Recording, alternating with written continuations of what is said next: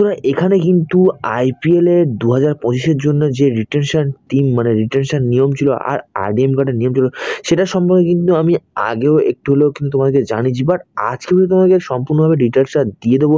আর এখানে কলকাতা কোন কোন প্লেয়ার রিটার্ন করতে চলেছে আর এখানে কলকাতা কোন কোন প্লেয়ার আরডিএম কার্ডের মাধ্যমে নিতে চলেছে সম্পূর্ণ ডিটেলস কিন্তু আজকে ভিডিও তোমরা পেয়ে যাবে বন্ধুরা। একটাই কথা বলবো, প্রথম থেকে লাস্ট পর্যন্ত ভিডিও দেখো।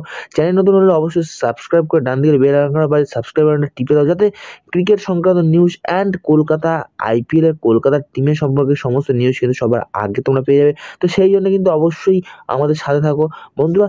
একটা কথা বলবো, এখানে কিন্তু বিরাট বিরাট নিয়ম করেছে বন্ধুরা। তোমাদের আমি আগেও বলেছিলাম যে বিসিসিআই যে নিয়মটা করেছে আইপিএল এখানে, সেখানে কিন্তু রিটেনশন টিম কিন্তু রিটেনশন করতে পারবে 5টা প্লেয়ারকে।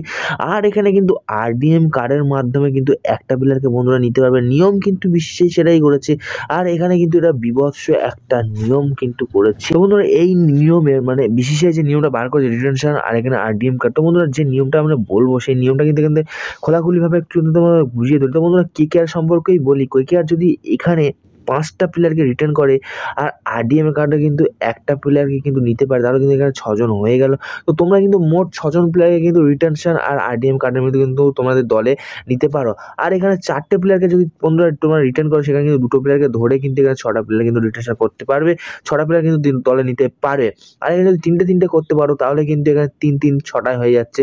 তো বন্ধুরা মোট কিন্তু তুমি যেখানে 2ও যাও 4 যাও তাহলে কিন্তু এখানে কিন্তু সেই তোমার টোটাল কিন্তু 6টা প্লেয়ারকে কিন্তু তোমার নিজেরা টিমে কিন্তু খেলাতে পারবে। এটা কিন্তু তোমার মানে ধরে রাখতে পারবে। এটাই কিন্তু নিয়ম করেছে আইপিএল এর বিসিসিআই টিম। আর এই নিয়মটা তোমাদের কেমন লাগলো অবশ্যই কমেন্ট বক্সে জানাতে ভুলবে না। বন্ধুরা এখানে কিন্তু খুবই সহজ নিয়ম করেছে, তুমি কিন্তু রিটার্ন প্লেয়ার কিন্তু 5জন আর একজন কিন্তু আরডিএম প্লেয়ার করতে পারো, বা আরডিএম প্লেয়ার এখানে কিন্তু 5জন, এখানে কিন্তু রিটার্ন প্লেয়ার কিন্তু এখানে টোটাল কিন্তু একজন করতে পারে, একজন করে কিন্তু এখানে তোমার 6জন। আলটিমেট কিন্তু সেই নিয়ম কিন্তু একই, যেখানে কিন্তু 6জনকে তোমরা কিন্তু পার্টিসিপেট তোমাদের টিমে কিন্তু নিতে পারো। আর এখানে হ্যাঁ একটা কথা বলবো, এই নিয়মটা কি ভালো করেছে সেটা কিন্তু অবশ্যই তোমরাও বলবে।